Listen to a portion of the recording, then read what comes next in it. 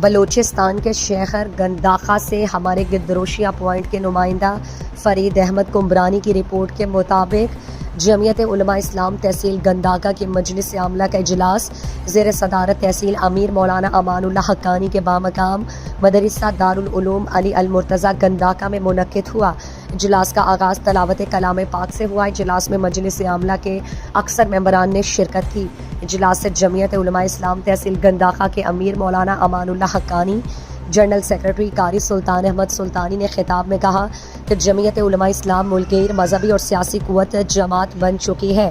ہم تحصیل گنداکا کی مجلس عمومی بالخصوص سینئر رہنما مولانا نعمت اللہ جمالی فرید احمد حیدری کا بے حد مشکور ہیں، جنہوں نے اعتماد کا اظہار کر کے تحصیل گنداکا کے لیے جماعتی کام سونپ دیا۔ انشاءاللہ جماعت کو پہلے مزید مستحکم اور منظم بنائیں گے۔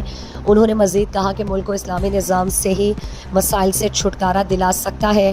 جمعیت علماء اسلام نے عوام کے حقوق کے لیے ہر فورم پر آواز بلند کرنے کو اپنا فرض اولین سمجھا۔ ملک کو کرپشن کے خاتمے کے لیے قائدین کی جدوجہد کا سلسلہ عملی بنیادوں پر جاری ہے۔ قائدین کی بے داغ زندگی ہمارے لیے مشعل راہ ہے۔